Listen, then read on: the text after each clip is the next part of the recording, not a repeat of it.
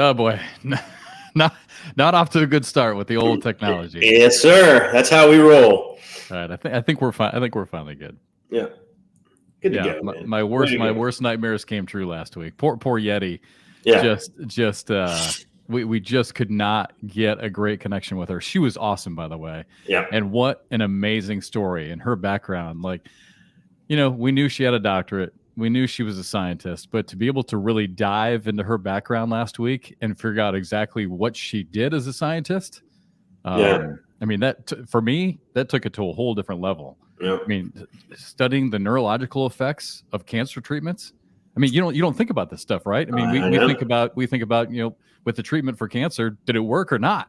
Right. We don't even think about all the intricacies of how it affects your GI, how it affects your heart, how it affects your brain, and all the side effects that can come with all that. I mean, just people like that literally take science and the human body and biology to a completely different level that I can't even, like, my brain can't even comprehend that. I think they kind of, you have to have people like that because obviously chemo works to a degree because it's killing cancer cells. Well, the problem with chemo is killing all cells, right? Yeah. And so you have to have scientists out there trying to find a way to mitigate that damage, and to make the process more livable, survivable. So I'm glad there's people out there like Yeti doing it, Absolutely. And she's just such a, not surprising, just a terrific person. I mean, just so sweet, so kind. I hate it. It was for those who, just a little pull back the curtain type of moment. So she was just having all kinds of problem with her connection out in Colorado. Literally, as soon as we got done with the podcast, she texted me. What was it, Bernie? I mean, maybe within an hour, maybe not even. Oh, I mean, literally 30 minutes max. The UPS guy shows up because she knew that they had problems with their modem out there, and literally, within 30 minutes to a half an hour after finishing the podcast, UPS guy or FedEx guy shows up with the with the new modem for her. That's how it works, right? Yeah. So we just didn't have time to record. Plus, it would have been good anyway. Anytime you try to redo something like that or recreate it, I agree. It never works. So, tangent off of that. That's why I've always been fascinated with acting and actors, because when you see a scene on TV, that's not the only time they've done it, right? And especially emotional scenes. You're going through 20 takes like that. Yeah. That's crazy to me how they're able to make it seem organic and, like it's the first time and the only time they did it. I mean, I don't see how people do that, actually. Yeah. I mean, that's what acting is all about, right? I mean, just putting yourself in a moment and putting yourself in a different character. I mean, we've kind of gotten on the cornhole side. We've gotten a little taste of that because of the shows that we've done that have been live to tape. Right. We've had a few where we've had to do it live to tape on a Saturday, late on a Saturday night, and they won't air until Sunday. Mm-hmm. And so for those who don't know, what we do is on Saturday night we'll record the players. So let's say it's a shootout. Yeah. So you got the men's singles final, women's singles final, and pro doubles. So we will let the players play, and we'll do that. And then after we're done with that, David Harris and all the guys behind the scenes, with the ESPN people and with Tupelo and all the people in the truck, they'll time it. So they'll say, okay, how long was the first segment? How long was the second segment? How long was the third segment? We know we've got an hour. So how much time do we have to kill? So then they tell Trey and I, okay, here's what we need to do. So we have to record segments. But if we record it too fast, mm-hmm. or we record it too slow, or we decide that we need to add something to it, you've seen us. I mean, we've been there. Yeah. We've been there, for gosh. I mean, there was one night that we were there having to do multiple takes. And you're right. Every time you come on, again, small. I mean, different but the same. I get it. It's not right. Like we're acting for TV, but still, you have to redo it over and over and over, and still try and keep your excitement. I mean, it is. I felt like when we do those, I feel like Trey and I really have to be like actors. Yeah. And you got, like, when y'all are doing that, everyone else is done, right? So everyone else is milling around and kind of done and patting each other on the back or whatever, right? Yeah. And you guys are having to, like, stay in the moment, stay focused while people are just kind of strolling around you, kind of walking behind you, patting you on the back, trying to talk to you. And you're like, I'm not done yet. Yep. Yeah, we've had to stay pretty late. Yeah. Sometimes doing that. So, but it's weird. We have to almost like record that, almost like a film, like a little feature film. We have to record it in segments. And then the funny thing is when you watch it on CBS the next day, you'd never know. Seamless. I mean, David and his group do such a good job, and all the guys back at CBS or CBS Sports in New York, whatever. The way that they edit it all together, you'd never know when you watch it back. You just think it's live. It's seamless. It's crazy, actually. Yeah. Those people are fascinating. So how was the trip out? So for those who don't know, Bernie is actually this week, huge week. So coming up on Friday, got a doubleheader action late East Coast. That's late on the West Coast. I think it's like 10:30 local time out in Scottsdale. But a doubleheader of cornhole for the first big pro event of the year. So we'll have our first pro shootout qualifier in tandem with Super Hole. So the Pro-Am Celebrity Super Hole event. So that's gonna be a lot of fun. So you're out in Arizona already. You guys I in am. Phoenix or Scottsdale, wherever? I think technically we're in Scottsdale. I think Talking Stick is in Scottsdale. We're right there. You know, Scottsdale. I mean, Old Town Scottsdale is really like an exit or two away from us. So we're here, man. We're out in it, and it's gorgeous. Gorgeous. Are you guys gonna try and go to? You may not have time. Are you gonna have time to go to the TPC, see some action? Because I think the PGA is there this week, right? Yeah. There's some talk because Saturday, you know, we're done. We're done after Friday, right? And I think we have to load out on Saturday, and then you know, there's some chatter about possibly going out there, but nice. Maybe tomorrow a little practice round. Not sure. We'll see. I've only been to 2 PGA events, both when they were here at Kiowa. And I love going. I wish I could go more often. They're just really not that close to us, but they are so much fun to go. Oh yeah, man! Like living in Charlotte for forever, and you having the Quail, the tournament at Quail. Oh, Quail! And, spending $1 billion for a beer, and then when I was in college at Elon, we were right down the road from Greensboro. We were probably like 25 minutes outside of Greensboro, and they used to have, and I can't remember. My brain doesn't work anymore. I can't remember the name of the tournament, but we would go down there and it was just a free for all, man. Just an absolute free for all. And back then you used to have to buy beer tickets, right? Like they would have like a roll of raffle tickets, right? Right. I hung out with a lot of degenerates in college. You did? I did. I know that's hard to believe. Wow. But we were going up to pay for some tickets, right? And I had a friend that just kind of found a way to reach around the table and grabbed a whole roll of tickets. Let the party begin. It was awesome. Do you remember how that day ended? It ended at a Waffle House, just out of control. Yeah, it was. That was fantastic. A good day. That was a good day. That's a good day. Yeah, that's a great day. So you actually drove out there? So it was. I did this time. I rode. It'd been a while since I'd ridden out, and I rode with Michael Caine, aka Ghostfinger. Uneventful?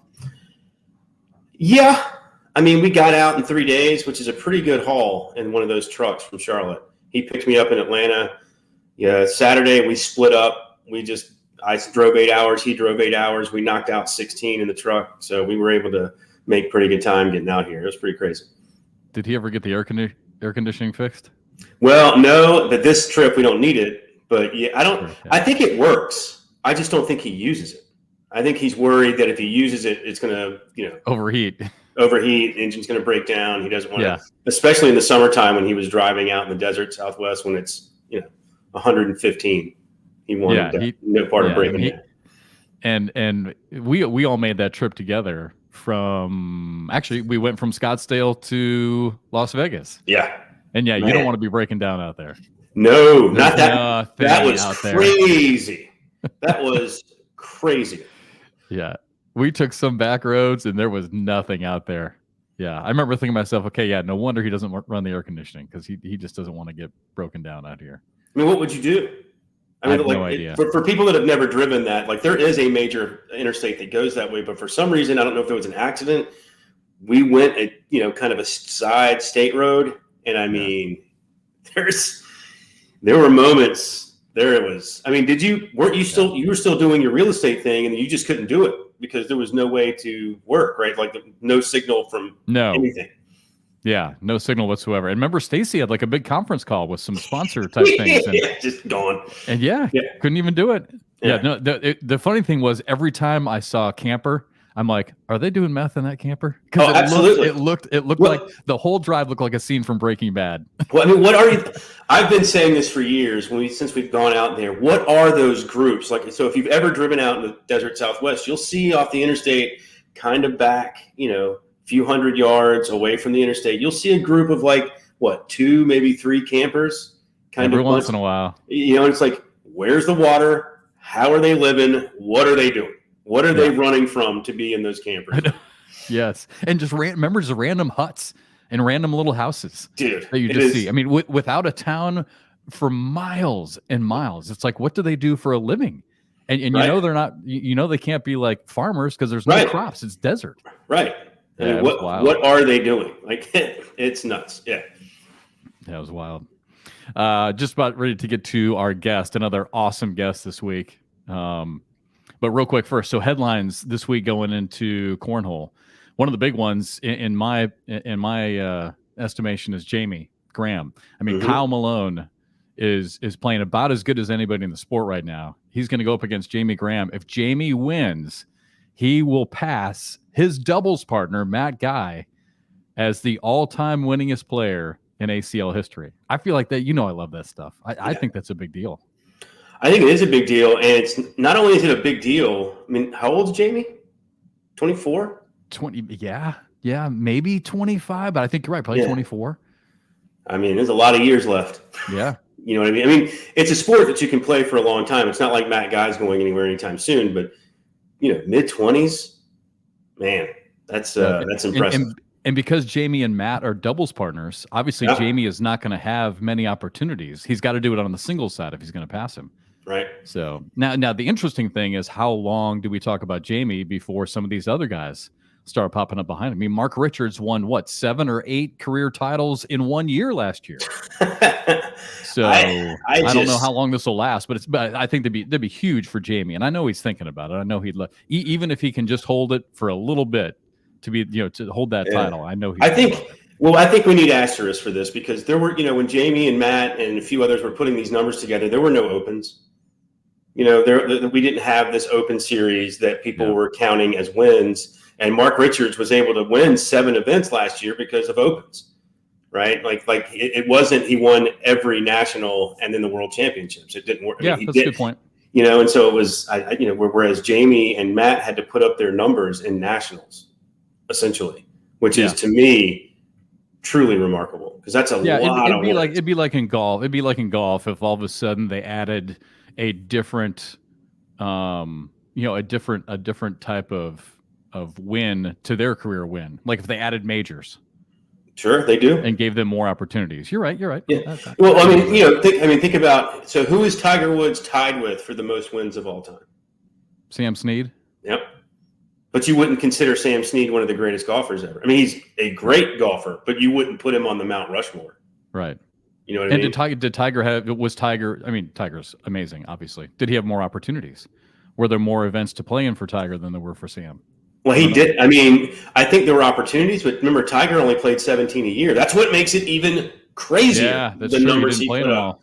Back when Sam played, there were, I think, 30 events on tour, and those guys played every week because they didn't have the money. So they were literally, driving from tournament to tournament just to make the money. So, and Tiger was doing that with 17, maybe 20 events worldwide.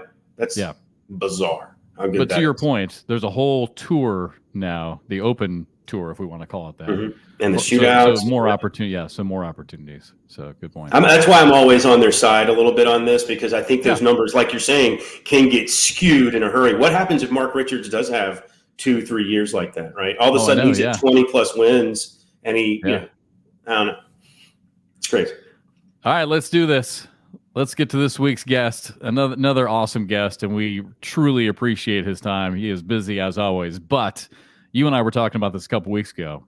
When you want to talk cornhole, and you want to talk football, and you want to talk being at and with a team who plays in the Super Bowl, there's only one guy in the sport that we could possibly have gone to this week, and thankfully we were able to get time with the one and only Terry Kirby. He's a 10-year NFL veteran running back. He was in the NFL from 93 to 2002.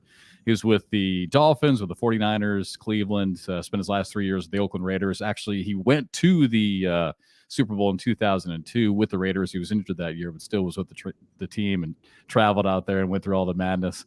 Outstanding running back at the University of Virginia, twice led the ACC in rushing and finished his career at the time as the school's all-time leading rushers. He was actually, he held it for a long time until a guy by the name of Tiki Barber came along and broke his record. But truly a terrific guy. Love to have him on. Outstanding football player, obviously. But on the side, he's also a hell of a cornhole player and an aspiring ACL pro. So, again, no better person to talk to about cornhole and football than the one and only Terry Kirby.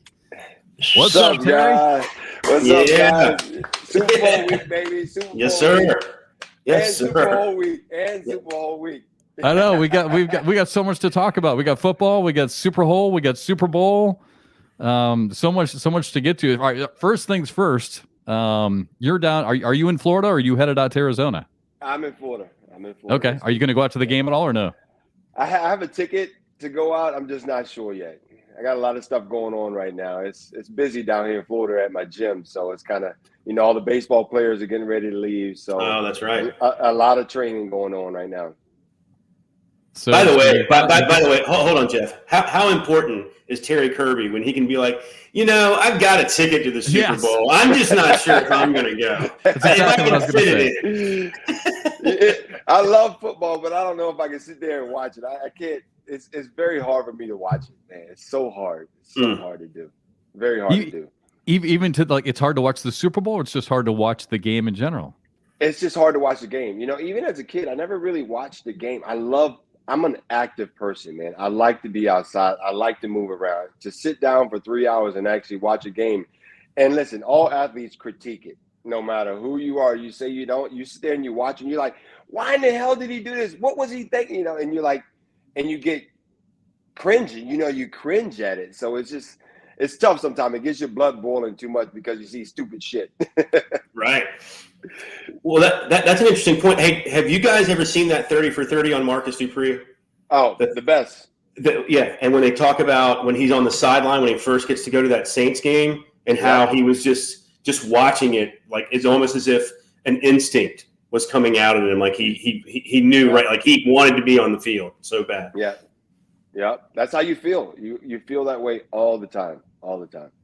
So do you feel like the game, like, does it frustrate you because do you feel like the game has changed? Like are there certain things that players do where you think it, the game has changed and for the worse? Yeah, I think they just have changed the game so much that they're taken away from the game.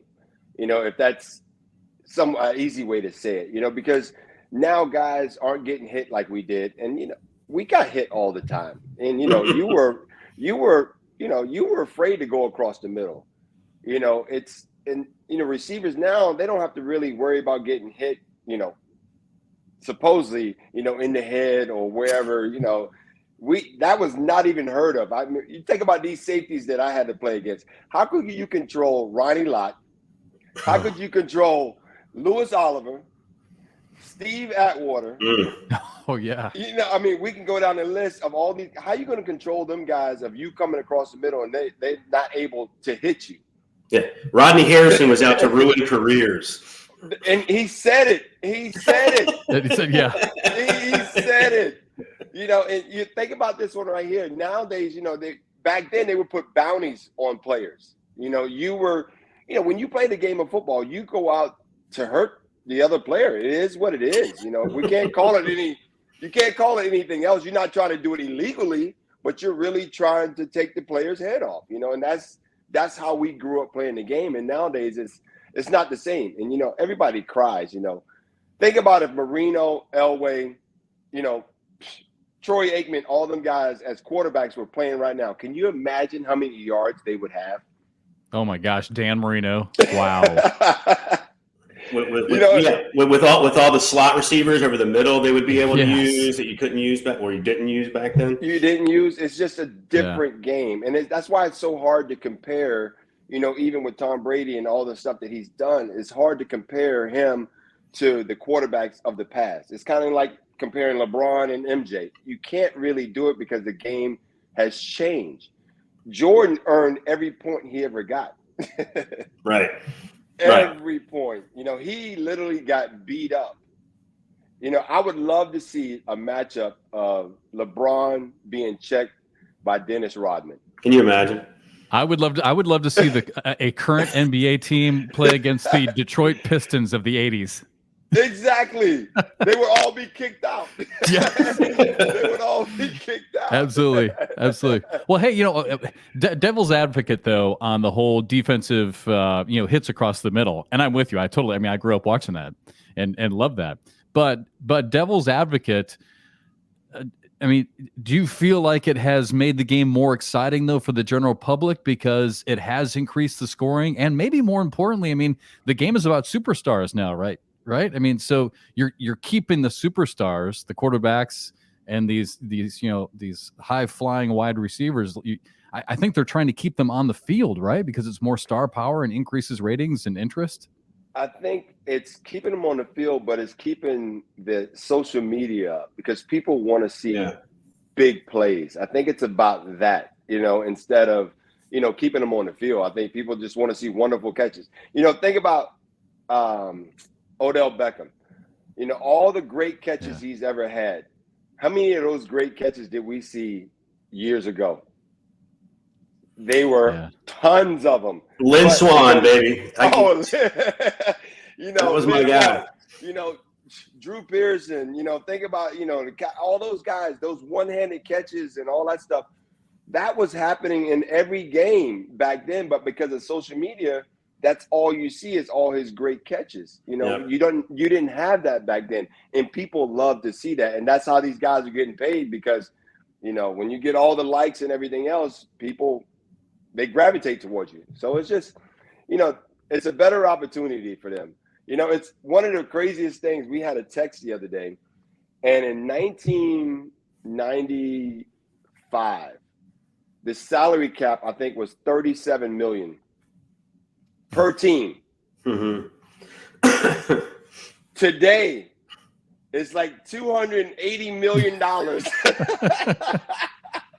Well, So it's absolutely crazy. So now you see why, with the TV deals and everything else, the game has just, I guess, as you say, it has passed me by. Well, I'm never going to tell you the game has passed you by. That's the last thing that I would ever say to you. All right, we lost Bernie for a second, but while we wait for him to come back, how well do you know Dan Marino? Very well. He's one of my good friends. I train Danny here at the gym too, so him and I see him all the time. Yeah, it's funny because when you get in the discussion of greatest quarterback of all time and winning championships or a lack of winning championships in his case, unfortunately, I feel like there's a lot of people nowadays that really don't, especially younger generation, don't necessarily know him because he didn't win 4, 5, 6 championships, but truly one of the, he's got to be one of the top 2, 3 quarterbacks of all time. There's no doubt about it. We were having this debate the other day with one of my clients here, and he's a big Buffalo Bills fan. So he's saying that Jim Kelly was better than Dan Marino because Jim went to the Super Bowl. I go, but if you go by how many playoff wins or Super Bowl wins, they're in the same exact boat. He went, he never won. So does that make him a better quarterback? It's such a I don't know. It's such a debate out there, I guess. But for me, and you ask most people that saw Dan Marino play, they would say that he's probably top 2, top 3 quarterbacks ever to play the game for sure. But by the way, when you're doing a show like this and you're fidgety and you just take your hand and you knock everything out of your computer, it doesn't work well. Yeah, I just completely knocked out 3 things out of my computer. Are you getting nervous because of the hit across the middle or what? I mean, it's reminding me of being in the backyard with kids 3 years older than me. Hey, have you ever had a talk with Dan Marino about that? How much does that still bother him? It doesn't. He knows he's the greatest. Danny is one of those guys that even to this day, he'll go out there and we'll throw passes, and you'll see him on the sideline. Even now to this day, he'll go to a couple games and he still has an arm. He says, what they should do is take my arm off and give it to any one of these quarterbacks nowadays, and they'd have an arm. He was amazing. The guy's competitive. He was one of the best. He was one of the best to do it. I was very lucky because I went from Dan Marino to Steve Young. I mean, I couldn't ask for much better. You went straight from Miami to San Francisco, huh? Yeah. So I went from Coach Shula, Dan Marino, to Seifert and Steve Young. Oh my God! How good of an athlete was Steve Young? Was he really that good of an athlete? He was that good of an athlete. Steve was and competitive. Think about if we had concussion protocol back then, Steve would have never played the game. Yeah. Steve was definitely had a lot of hits in his head, and I mean, I remember games when, he was smelling salt on the sideline and stuff like that. It was just, we can't even imagine the concussions that went on back then because we didn't know any better. We just called it getting your bell rung. That was, and one of the saying we had is you can't make the club in the tub. If you ain't playing, the club from the tub. Yeah. Listen, if you ain't playing, you ain't making money, and if you're not playing, that means your career is pretty much over. So you played and fought through, injuries like crazy because you didn't have a choice. That was who we were, and that's the true gladiator form of football that we went through those years. Brandon Noble, I don't know if you know that name. He's a good friend of mine. Yep. He played for the Cowboys and for the Washington Redskins, and he basically did a lot of time on special teams early on, and he basically was part of the the blocking. What do you call it? The wedge. He was basically the front end of that wedge on special teams, and Yep. I mean the way that he describes it to me in private conversations and on we've done some football games together. I mean, what a violent collision that was. I mean, he basically says, every time I was basically in a car wreck.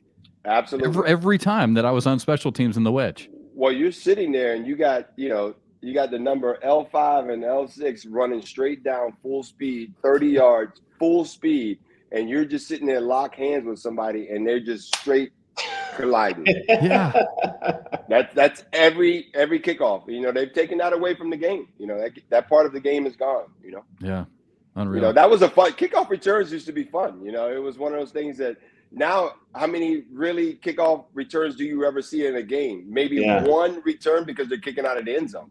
That's part of you might as well go ahead and just start every game at the 30-yard line and not even do kickoff. Yeah. Yeah. But so did guys? All right. So did guys come off? Like was that a way to get on the field was doing special teams? And did guys come off the field just could barely walk coming off the field from kickoff returns? Oh, absolutely. Because, you're always going to get blindsided. You always got to keep your head on a swivel. And that kickoff return, even as a fullback, being a fullback, which is obsolete in the league now. I can remember Zach Crockett out in Oakland, who was one of the hellacious fullbacks, and Ironhead and those guys like that. Imagine the collisions between the middle linebacker and the fullback on a straight draw play. Those were the exact same things, but that's what the game of football was back then. Well, I mean, speaking of collisions, you were running back. I mean, we're talking to you, a guy who, I mean, you talk about being in a car wreck on every play. I mean, what are some of the biggest hits and biggest hitters that you remember? Oh, there's a lot of maybe you don't remember them. Yeah, exactly. There's a lot of them. I mean, those guys, between Junior Seau and Sam Mills and even on my teammate Brian Cox, come on. I mean, it was just gosh. And it wasn't really the linebackers that you had to worry about as my position. It was the safeties. Because the safeties, if the receivers didn't block the safety had a free run downhill to knock your head off. That's who you had to look out more so than anybody else as a running back, the safeties. That's why I hated Atwater and I hated Ronnie Lott. I hated both. I hated both of those guys. Those guys were they were headhunters, Rodney Harrison, Rodney Harrison too, playing against him in New England and out in San Diego. It was, it was tough. So would you get like some anxiety if all of a sudden you got through the line, you got through the linebackers? Would you be like head on a swivel, be like, wondering who's going to hit you next? You had one move. That's all you had. You had one move. Once you broke, if you think it's open, it ain't open. Yeah. It ain't open. If that hole opens up, it's only open for a split second because someone's coming to fill it. Yeah. So, all right, I have to know this because the only reason I'm asking is I had a friend that was a big Chargers fan, loved Rodney Harrison. Would you consider Rodney Harrison a dirty player, or he just played right to the edge? He played to the edge. He played to the edge. I mean, he crossed that edge a little bit, but I think everyone that plays on defense, that played the game the way Rodney played it, always they teetered that line. Even Ronnie and Atwater, those guys, they teeter that line because for them, as a safety, they're the last offensive defense. Right. So for them, they had to make you think about them. And that's the difference in playing the game now. And that's, for me, the safeties were like the captains of the team. Because they, as a running back, I had to know where the safeties were because they dictate the defense and they dictate the secondary. And that's the chess game. And I learned that from Dan Marino and Bernie Kosar. They said, listen, it's like playing a chess game. If the safety can disguise anything in the game, they can disguise, if it's going to be 3 deep, if it's going to be man-to-man or whatever, how they shift when the ball is snapped. So as a running back, we had to watch that. And nowadays, I don't think a lot of safeties can disguise it the way those guys did back then. Now that you've got to be able to disguise the defense, and that's what really makes a great safety. Right, yeah.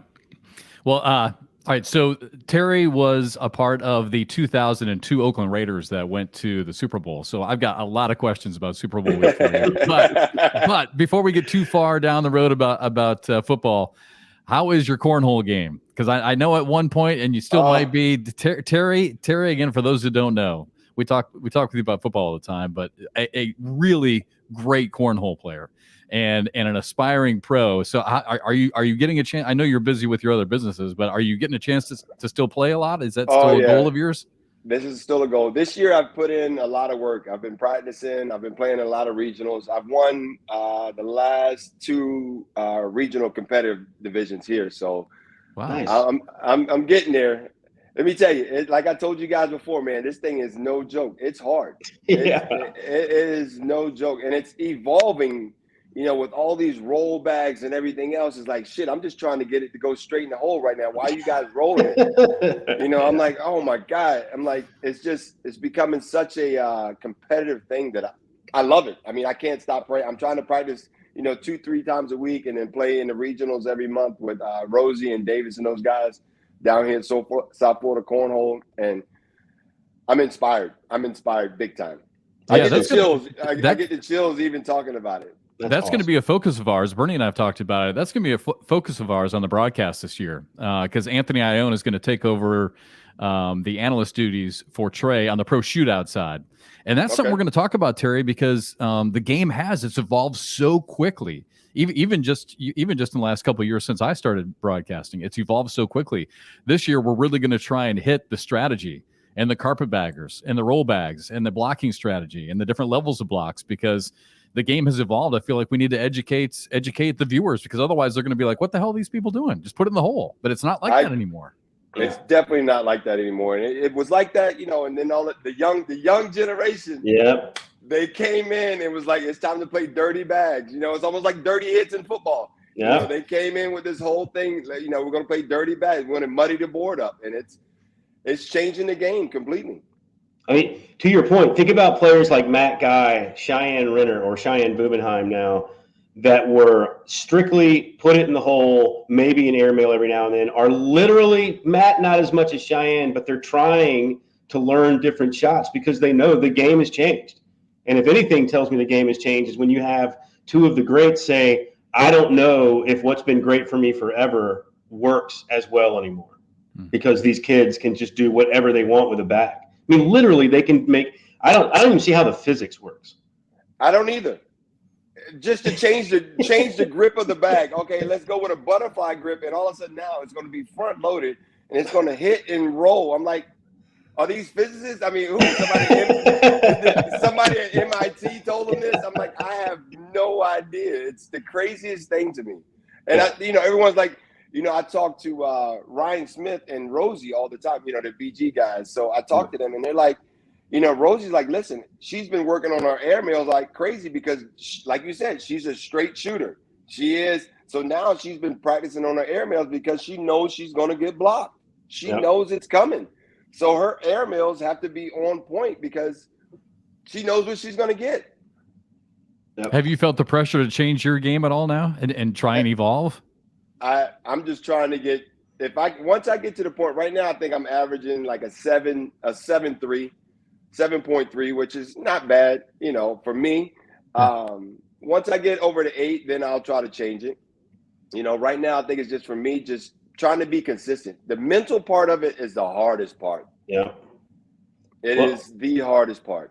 I would think at a player at your level, and we talk about this all the time, whether we're on streaming or whatever, get great at putting it in the hole. Get great at that first, and then kind of work your game out. I think so many kids that we see, they've got 7 different shots, but it's not quite consistent enough with those 7 different shots, and they can't make a straight bag in the hole sometimes when it's wide open. And you got to learn that first, and then expand your game.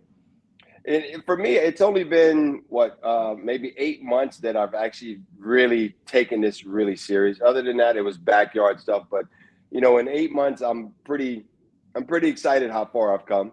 And I think the other 15% I need which is crazy, is my nerves. Regardless, nerves makes a big difference in this game on how hard you end up gripping the bag, and how. Are you excited? Are you gripping your arm? Are you keeping your arm straight? It's a lot to it. It's tough. It's funny because I went back to my whole mental thing that I used to do when I played. Dr. Bob Rotella, who's a big sports psychologist. You guys know him from the golf world. I went back to, reading his books and stuff just to get back into the mental aspect of playing this, because I've never played an individual sport. I've always played team sports. Mm-hmm. And this is an individual sport. Even when you're playing partners, it's still an individual sport. And that mental part of it is very tough. So what have you learned by going back and reading that? I mean, how have you been able to apply, what specifically have you applied to your cornhole game now?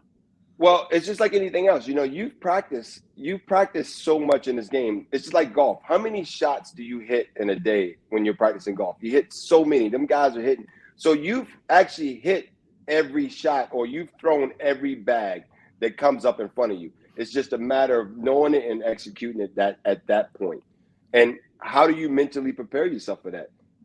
And that's just going out and having fun. One of the things, these guys go out and, I don't wear headphones or nothing like that because I like the atmosphere around me. I like to hear that stuff because that takes the pressure off of me mentally.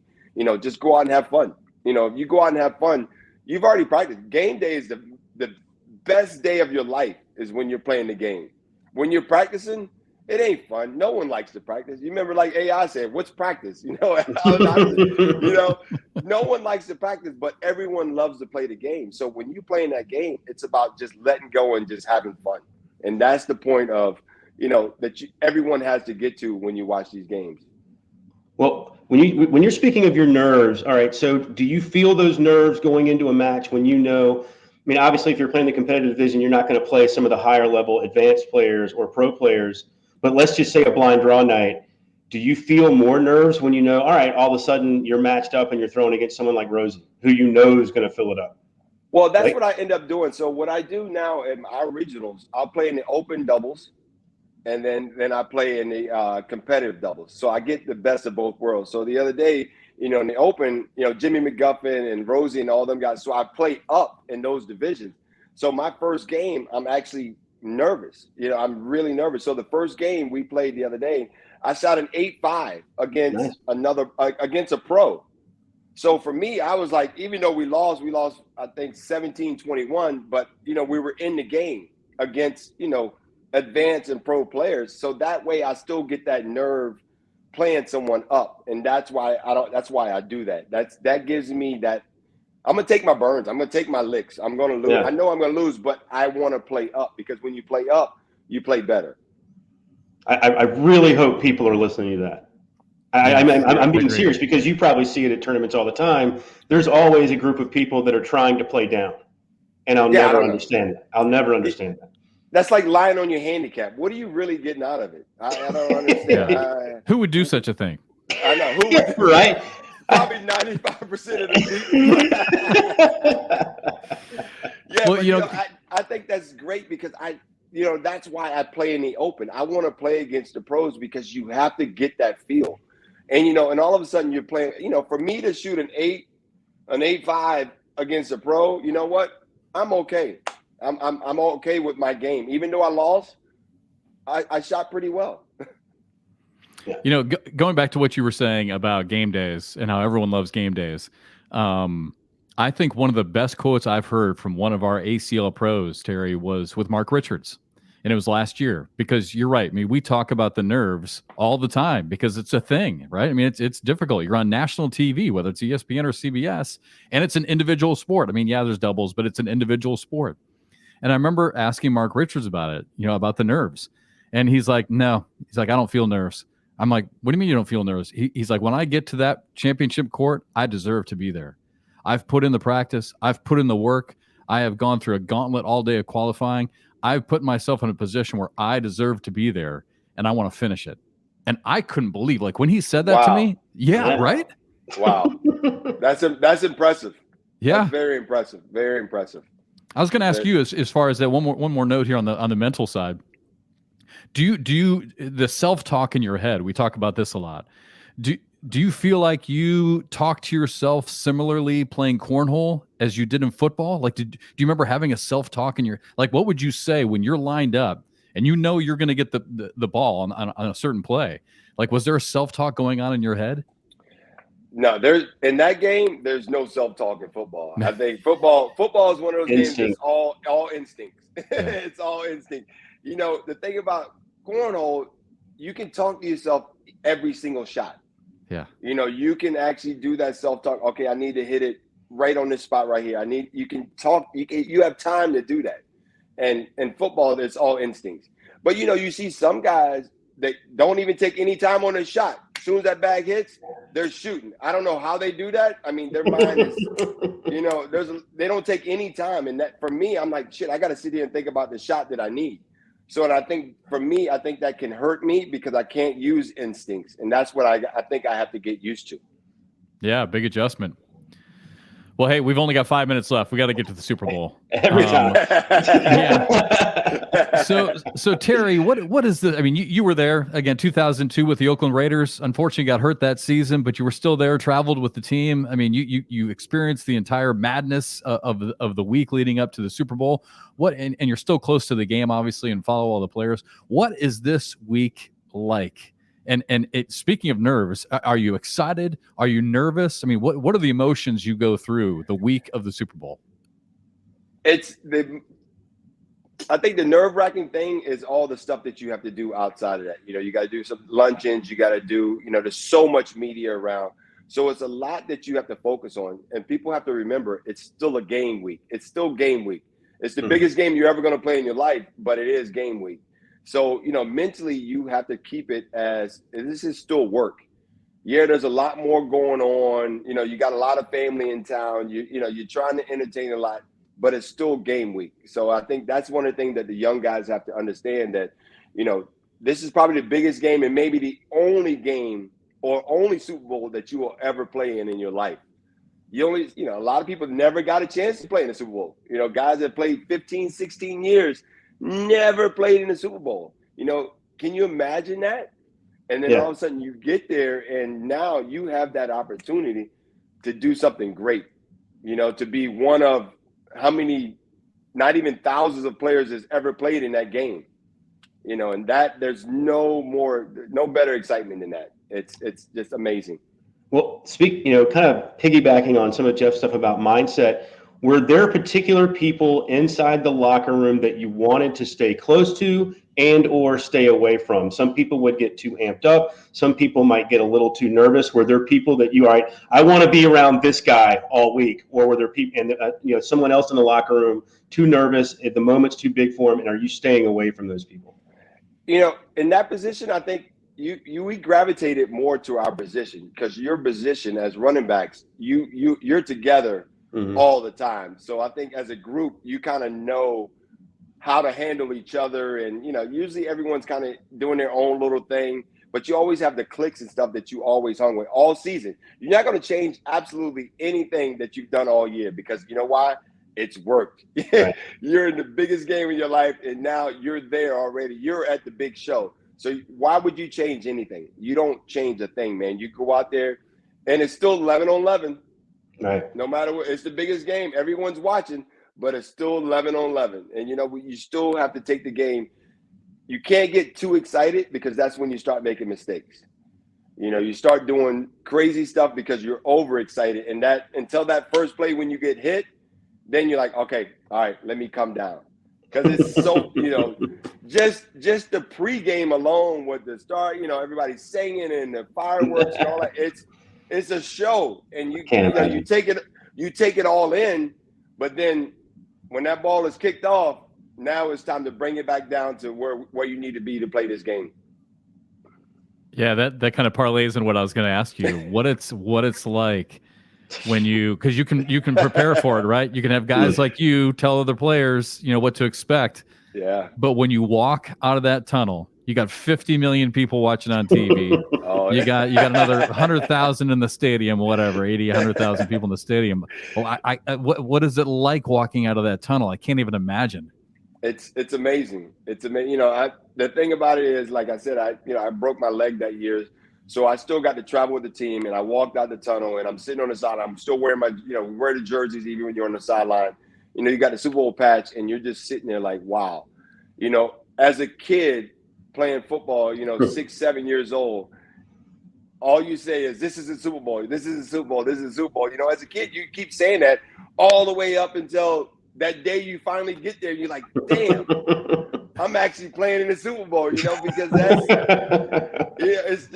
it's just the craziest thing ever. It's like, as a kid, we grew up being a player. You grew up playing, oh, Dan Marino's throwing me this ball. Oh, I'm Walter Payton. I'm this and that. And then when I got into the league and I got to meet all those guys that I said I was when I was a little kid, it was, it's amazing. So to be able to do that and say I actually played in Super Bowl, even though we didn't win and I wasn't there, but I was a big part of that at the beginning of the season, I'm still get the chills, man. I still get it, because there's nothing better. That is when you've been there and you've done it. You've put in all the work. Like Mark Richards said, you've put in all the work. You've put in all the practice. You've put in everything you had to do to make it to this game right here. And now I'm here. God, can't imagine. I'm fired up right now, Jeff. Let's go. I know, right? All right, we got 45 seconds left. Who do you like? You like the Chiefs? You like the Eagles? What are you thinking? I would love the Eagles to win, but I just think Kansas City they're tough. And, the Eagles, I think they just haven't played any real tough games this year. And the best thing about them is they got healthy at the right time. That's the reason why they were able to do what they did. And, of course, the 49ers, had some unfortunate injuries. But the bad thing for the Eagles is McCollum is probably going to be healthy. Yeah, he's had 2 weeks, right? Yeah. He's had 2 weeks to get healthy. And you saw what he did with a high ankle sprain last week. Yeah. I mean, I don't know. Was he really hurt? I don't know. that must be a new cortisone injection.